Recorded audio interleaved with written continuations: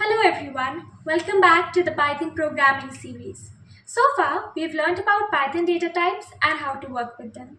But did you know that Python provides a wide range of built-in functions and methods for available data types that make your work easier and more efficient? So in today's lecture, we'll explore those commonly used built-in functions and methods available for data types such as strings, lists, tuples, sets, and dictionaries. By the end of this session, you'll know when and how to use them in your programs. So, without further delay, let's get started. Let us start with the built-in functions and methods for various data types. Before that, we need to be clear with the difference between a built-in function and a built-in method. So what is a built-in function? A built-in function is predefined by Python and can be called directly. For now, keep in mind that a built-in function can work independently. Whereas, for a built-in method, it is associated with a specific object and is called using the dot operator. Now, let us start with the built-in functions and methods for our first data type, which is strings. So, strings are either enclosed in single quotes or double quotes. Strings are comprised of characters, and to assess those characters, you always take the help of indexing. We have discussed in the previous lectures that the index starts from 0 to n-1.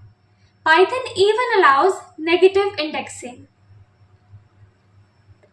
Alright, from 0 to n-1, where n is the number of characters in a string. Remember that strings are immutable, which means you cannot make changes to a string once defined. Input function is a string by default. Now we have 5 fundamental operations for strings. Firstly, we have indexing, then slicing, concatenation and repetition. Lastly, we have membership. Right? So starting with what is indexing, we have already discussed that to assess the characters of a string, you take help of indexing. It is of two types, positive and negative. So positive indexing moves from the left character to the right one, starts from 0 and goes till n, where n is the number of characters in a string. Whereas for negative indexing, it starts from the last character and its index is -1. So it goes from right to left and starts from -1. Indexing is used to assess a character in a string. Now what if you want to assess a subset of a string or part of a string? So in that case, you take help of the concept of slicing. Slicing is used to extract part of a string, and it takes 3 arguments: start, stop and step. Now we even have the concatenation operator that works on strings and the repetition operator, which is a multiply sign.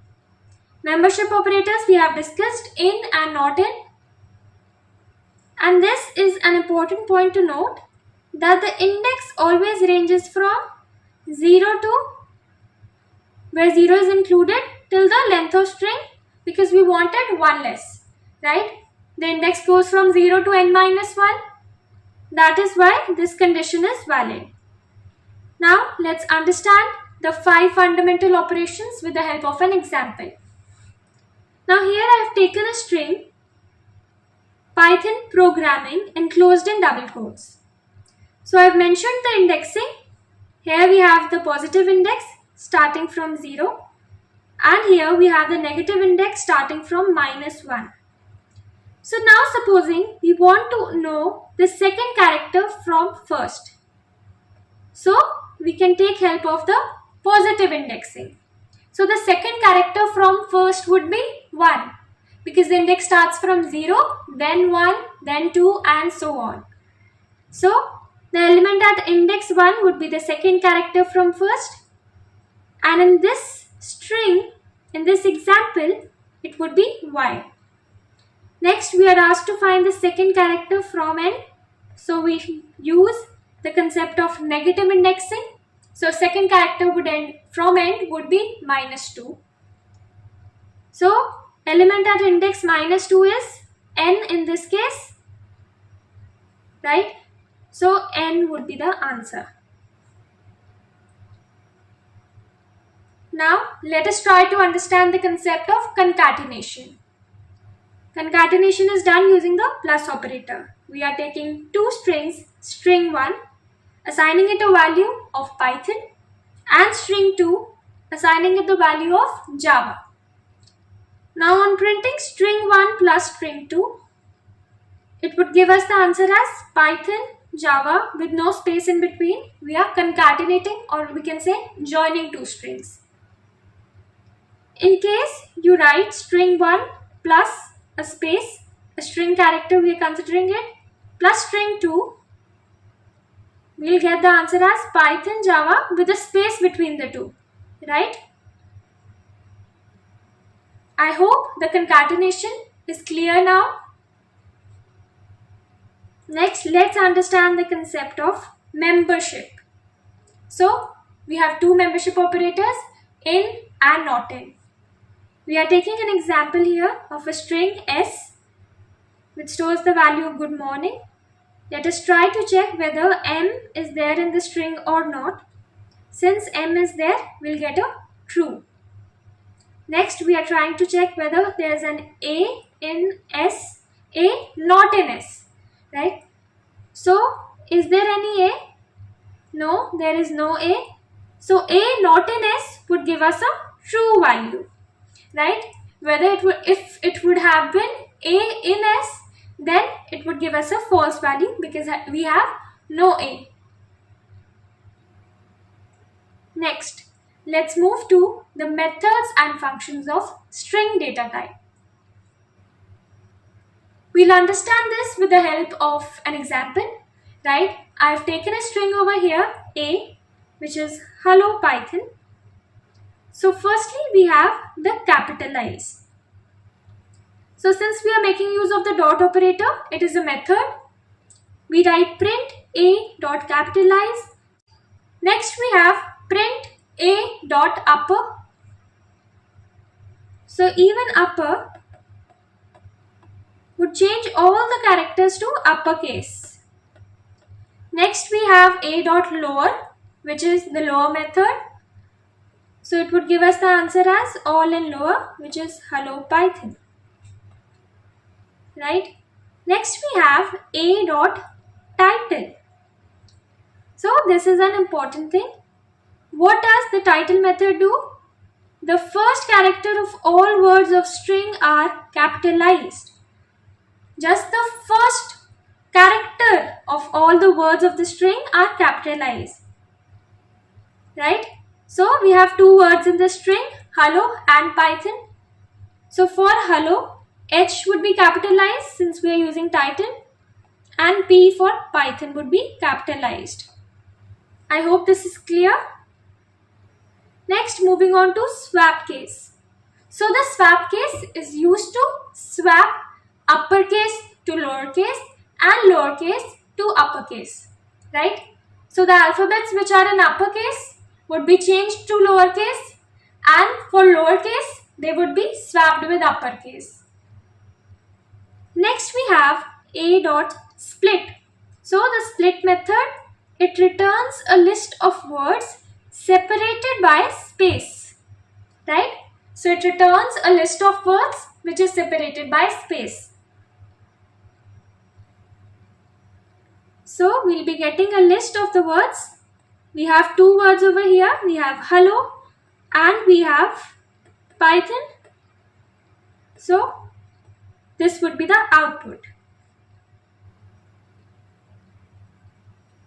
Next, we have the center method, which takes two arguments, the width and the fill character, right?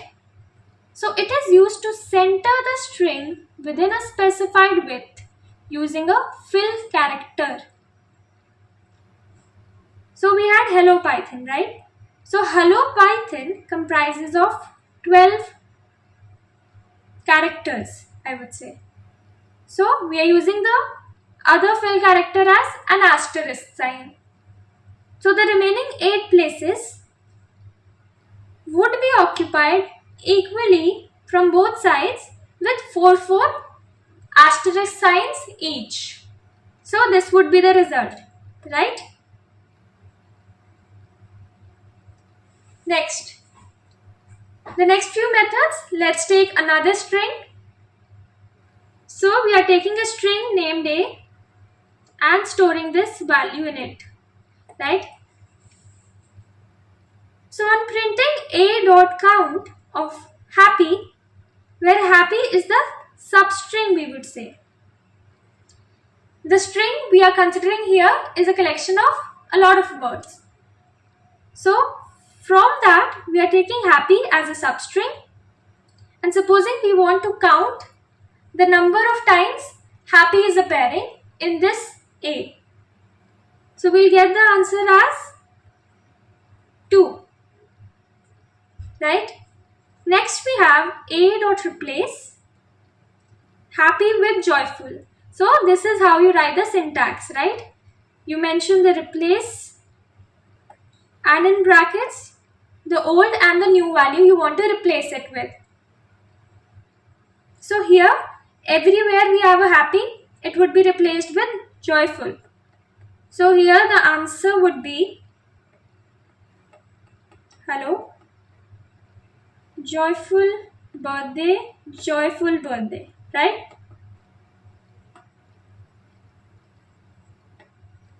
So that is how the replace works. Next, moving on to the 10th one, we are considering another string B and taking a dot as a string. We have a list L1 which stores 3 elements www, hello and com. So supposing we want to join the two and we want the answer to be www.hello.com. So you can make use of the join method. So join would take the input as the iterable and you would be writing b.join of L1, which would give you this answer, right?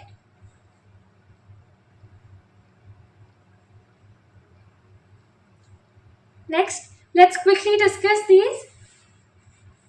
We have the isUpper method to check whether a string is in uppercase or not.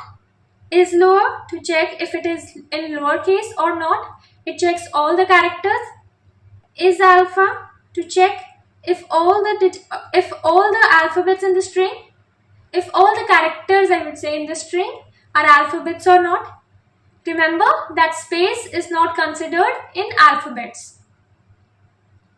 Next we have isAddNum, which checks whether the characters of the string are either comprised of digits, uppercase, lowercase, and all these methods would accordingly give a true or a false, a boolean value. Next, we have isDigit, isSpace, and isTitle. So isDigit method checks if all the characters of the strings are digits. isSpace checks if all of them are spaces. isTitle makes sure to check if all the words that are there in the string have their first letters capital.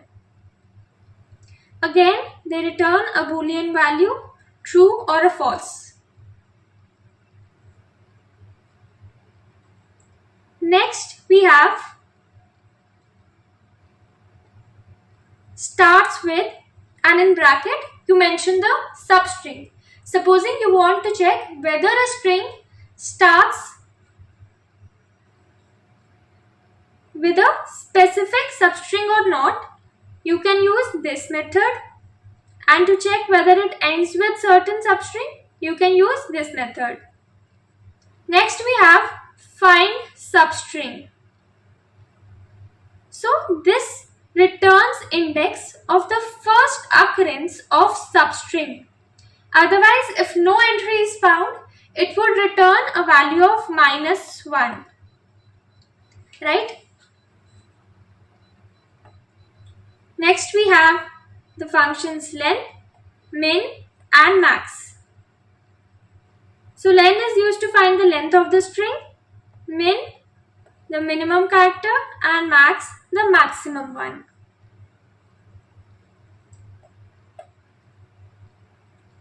Right? Next, that's all for strings. Next, moving on to our next data type, which is lists. We have almost covered most of the methods in our previous lectures, data types, but let's revise it once again here. So this is how you can create an empty list, right? We make use of square brackets for creating a list. To create a list of integers, you can create it this way. Next, you can even create a list with integers, string, float values, any sort of data type, right? That is how you do it. Next, we have a list with string values that stores 5 elements, all strings. Next, you can even create a list with 3 sublists inside list, which is a nested list. Right? We have a list and inside it we have the elements as lists. We have 3 elements which are all lists. Right? Then creating a list with multiple nested lists inside a list. Here is an example. Go through it once.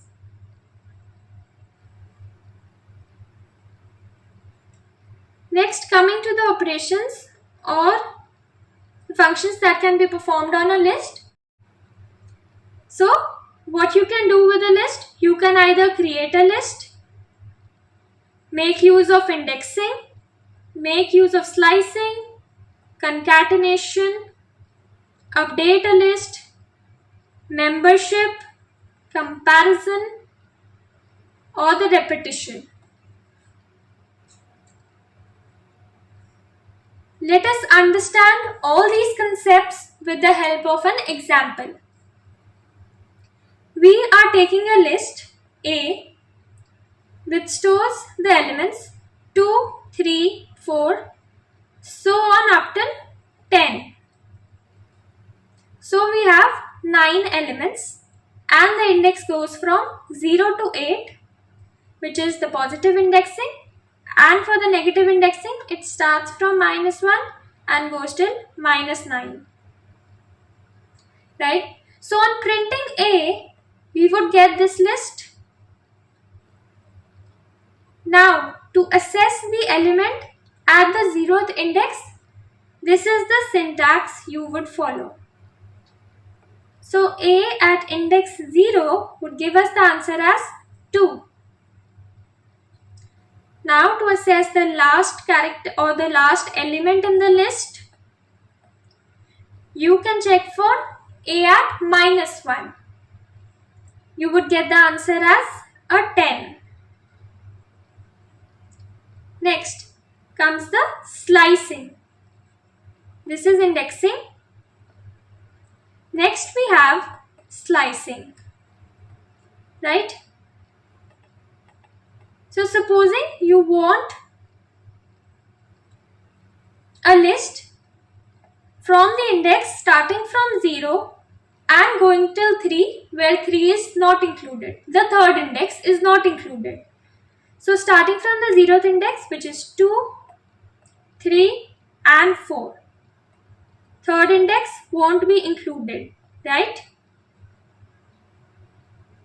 Next we have starting from the 0th index till the endpoint is not mentioned.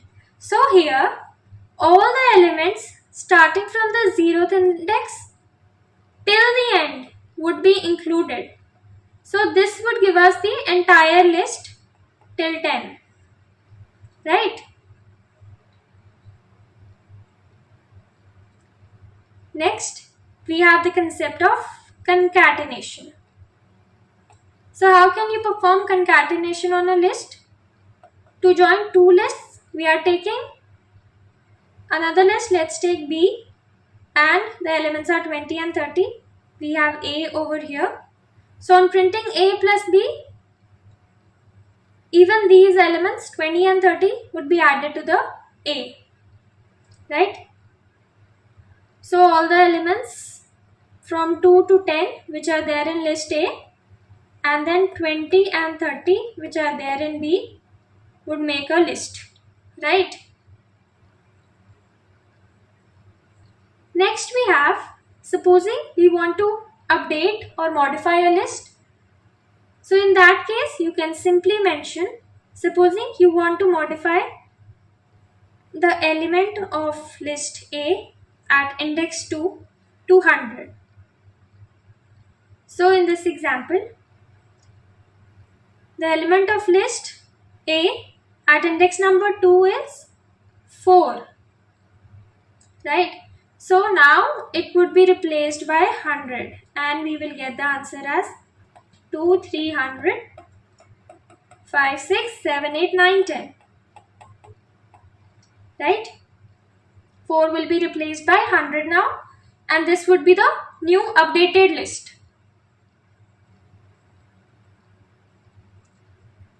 Now coming to the membership operations. If we want to check whether 5 is there in A, let us check. Is 5 there in A? Yes, 5 is there in the list A. So it would return us a true. And for 102 in A, no, we don't have 102 in A. So we'll get a false value, Boolean values. So this is all about membership. Next comes comparison. So for comparison, I am taking these two lists, A and B. So here it will start from the very first element and go on comparing for each element. Since all the elements of the two lists do not match, so it would return false for A equals to B. Next, let's talk about repetition. So this was comparison, okay? Next we have the repetition. So we have a list A with the elements 1, 2 and 3. On printing A into 3, we would get the answer as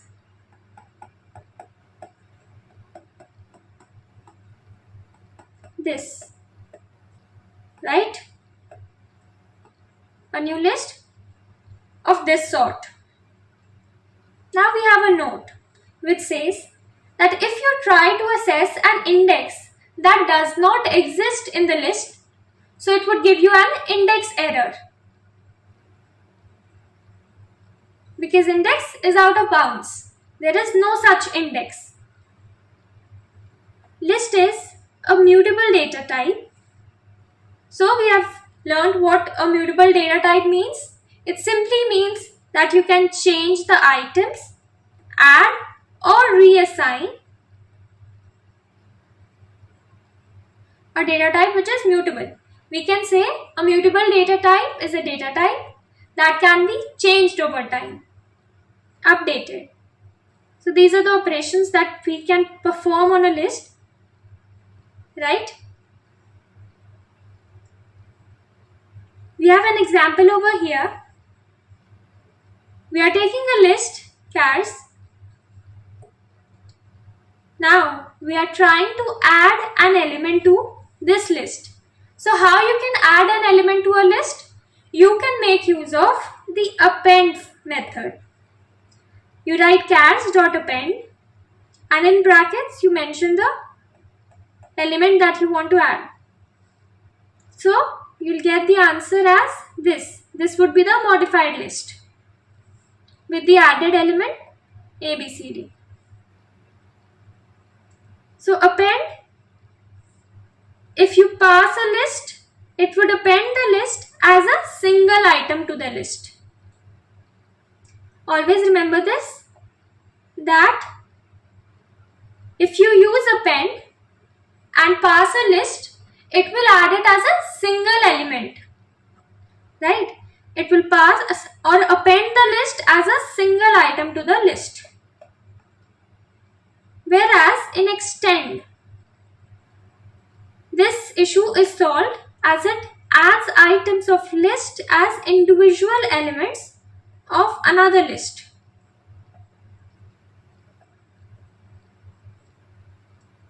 For example, this is the list. We have chars, we have list 1. We use the extend, chars.extend of list 1. On printing the list chars, we'll get the output as this, right? All the items of the list, which is list 1, is added as individual elements of the list chars. Now let's have a look at list concatenation. You can use the plus operator for list concatenation. We are taking two lists, L1, 1, 5, 6 are the elements, L2 with the elements 2, 3, 4 enclosed in square brackets. On printing L1 plus L2, we will get a concatenated list with the 6 elements of both the lists, 1, 5, 6, 2, 3, 4. Right? This is the concatenated list. Now, to take input for a list from the user, you take the user input using the split function. Firstly, you ask for the input. Supposing I am taking the input of data values using this line. Here's an example, right? And then you can change it to a list using the split function. Right? So in split function, in brackets, you mention the separator. We want the values to be separated by a comma and converted to a list. So split function plays a very important role. And then you can easily perform the operations on the list.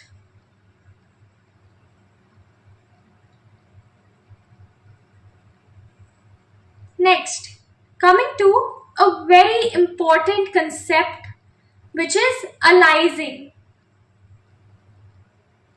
So aliasing means the same list being referenced by different names.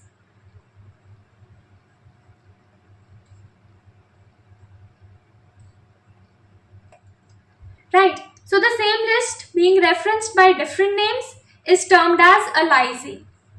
It occurs when a list is assigned to another variable, making both point to the same reference or the memory location. Right? We are taking an example over here. We have a list which stores the values from 1 to 6, and we are assigning this list to a new variable b. So now both point to the same memory location, right? We are assigning this list A to another variable which is b, making both point to the same memory location. Now both A and B point to the same memory location. So on trying to print A, we'll get this list. On trying to print B, we'll get the same list. On trying to check whether the two are same and point to the same memory location using identity operators.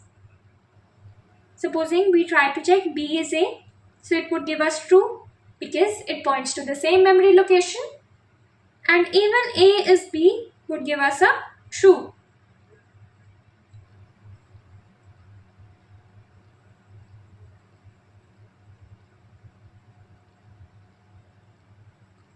Now we have another important concept, which is cloning. So what is cloning? Cloning is creation of a separate list from original list.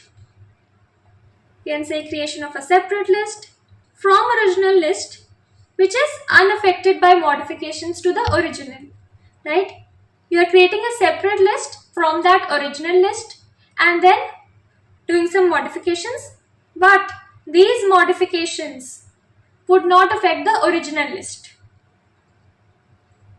There are three ways of cloning. First is slicing, then using the list method, and then using the copy method, the list function, right? We have slicing, list function, and the copy method. Let us understand the three ways first. We have slicing. We are taking a list A with the elements 1, 2, 3, 4. We are assigning the list A to B, and here we are making use of slicing, right? The entire list is passed to B. They point to the same memory location. So this is print B will give us another list, right? Next we have the list function. We are taking A as 5, 6, 7, assigning the list of A to B, and cloning is done. The cloned list is B now. Next, using the copy method, we have a list A with the elements 8, 9, 10.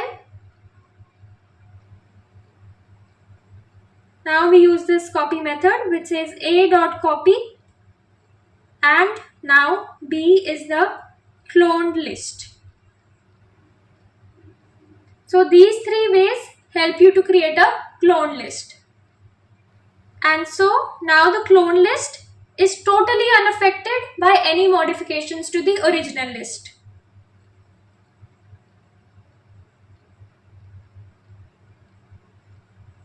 Moving on, we have 4 ways to delete elements of a list. Let us start with the first way, which is the del keyword. So the del keyword deletes elements using indexes, and it removes specific items or slices. It can delete the entire list variable as well. So for example, we write del dlist at 5, so it will remove index 5, right? It will remove the element at index 5. Whereas if we write del dlist in square brackets, elements from 2, index 2, and so on, it removes a slice. So you can use del keyword to delete elements either using indexes or using slicing. Let's start with the remove method. So the remove method deletes elements by their actual value, and it only removes the first matching value, the first matching item or the first occurrence of that item. And it throws an error if the value is missing. For example, if we write remlist.remove, in bracket we mention the value, supposing green, so it removes the string with green, right? Next, moving to the pop method. So the pop method removes an index, item by index, and it returns the removed item value. So this is an important point to note, that it returns the removed item value. It defaults to last item if empty. Another important point. For example, if we write plist.pop, it removes the last item because we are writing nothing here in the braces. And if we write plist.pop at -1, we are mentioning the index -1. It uses negative indexing, right? So it would return the removed item value.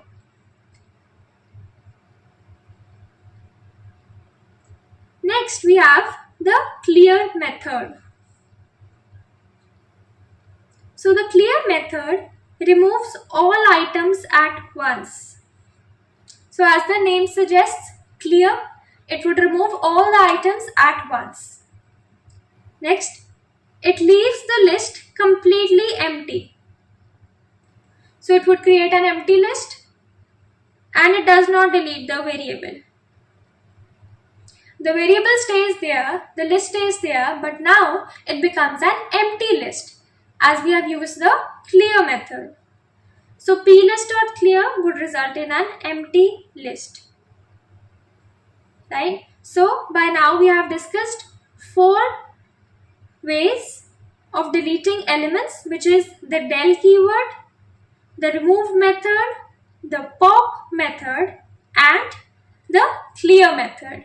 All have separate functionalities, so keep them in mind.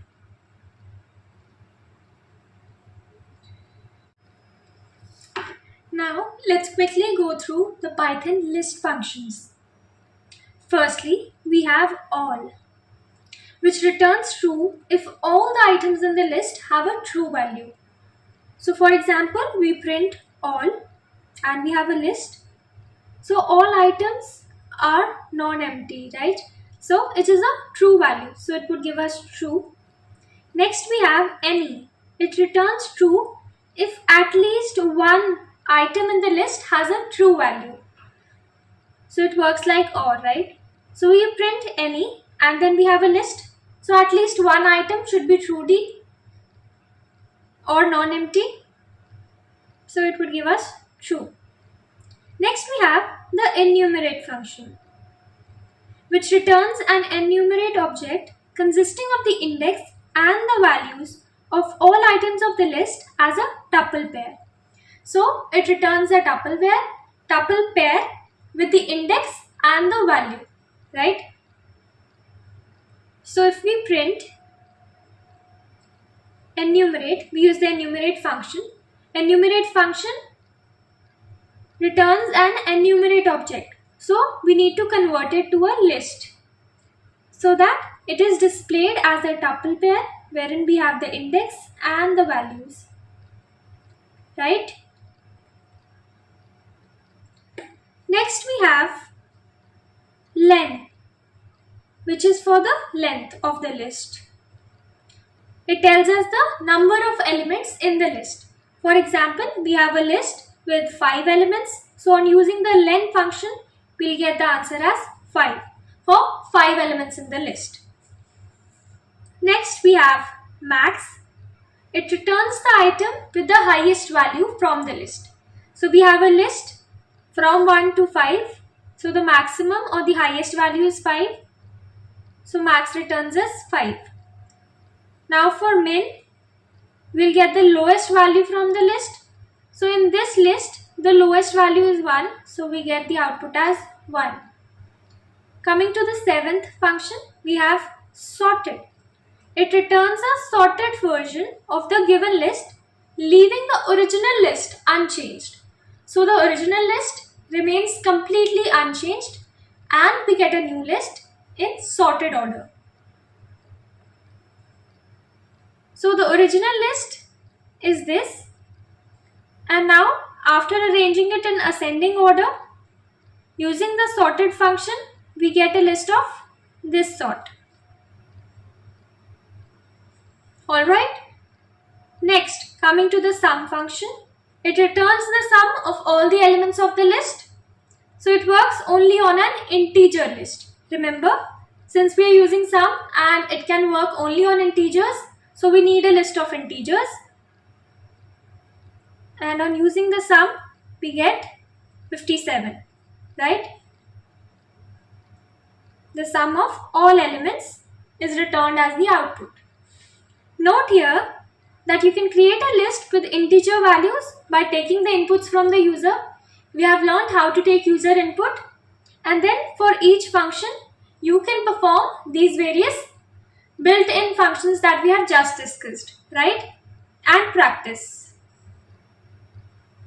Now, moving on to the next, we have Python list methods.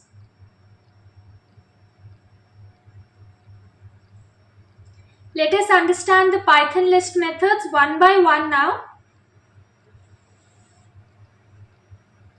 So, we all know that since it is a built-in method, we'll use the dot operator to access them. So, using the append, we can add a single element to the end of the list. Right? You can add a single element to the end of the list. So the syntax goes like list.append, and in brackets you mention the element that needs to be added. So we have the list, we write list.append 4, and now 4 gets added to the original list, right? Next we have extend. The extend method, it adds all the elements of an iterable to the end of the list. The syntax is list.extend and in brackets the iterable. So each element of the list is added as an individual element, and this is how it works, right? We have discussed it in detail before. Moving on to the third method, which is the insert method.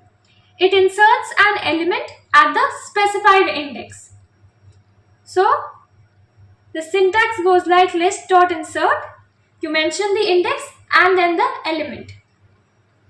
So we have a list with elements 1 to 4. We write list.insert 2, 3. So at index 2, we want the element 3 to be added, right? So in this case,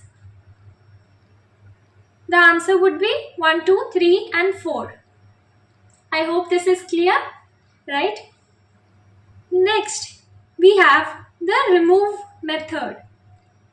It removes the first occurrence of the specified element. Always remember that the first occurrence of the specified element is removed. So the syntax is list.remove. In brackets, you mention the element. We have taken a list with elements 1, 2, 3, 2. Supposing we want to remove 2. So list.remove, in brackets we mention 2. So the first occurrence of 2 would be removed, and it would result into a list with the elements 1, 3, 2. We will no longer have 2 now. Next, we have pop, which removes and returns the element at the specified index. We have list.popOfIndex as its syntax.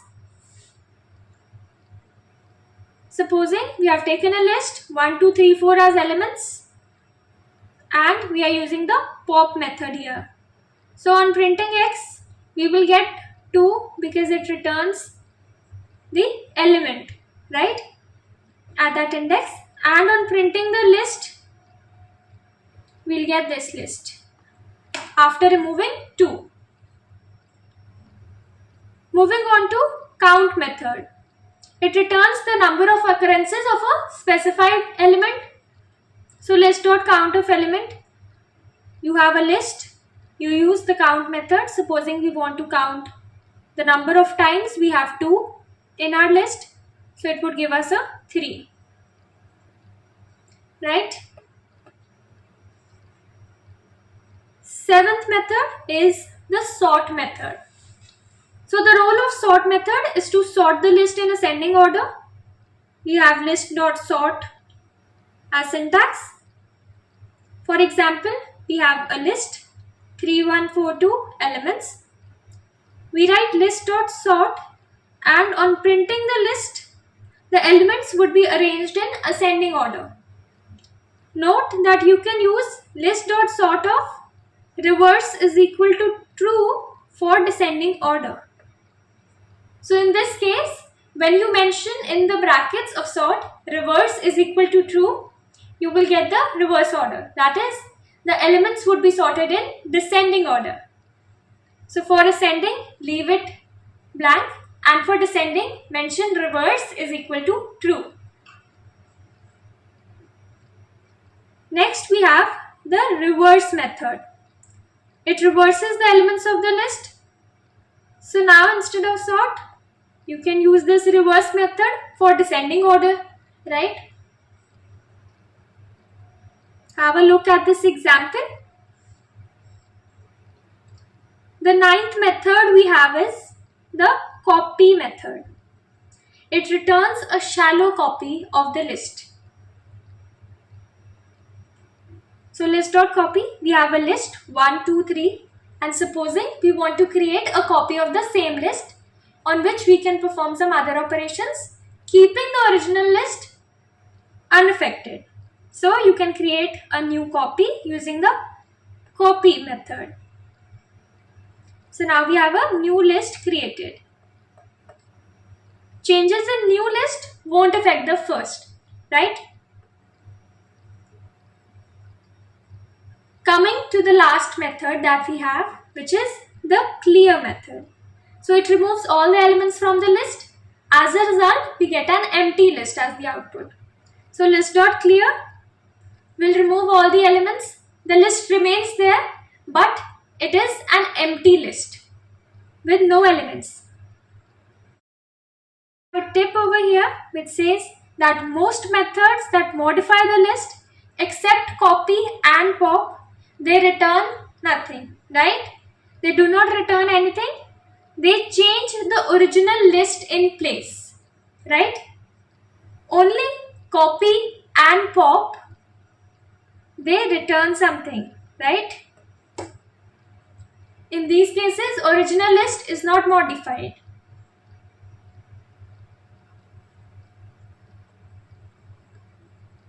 So that's all about the built-in methods and functions for strings and lists. In the next lecture, we'll learn about the built-in functions and methods that we have for the rest of the data types. I hope it was a fun lecture and you got to learn a lot. Just keep practicing and have a look at the examples that we have discussed. I hope it will help you all.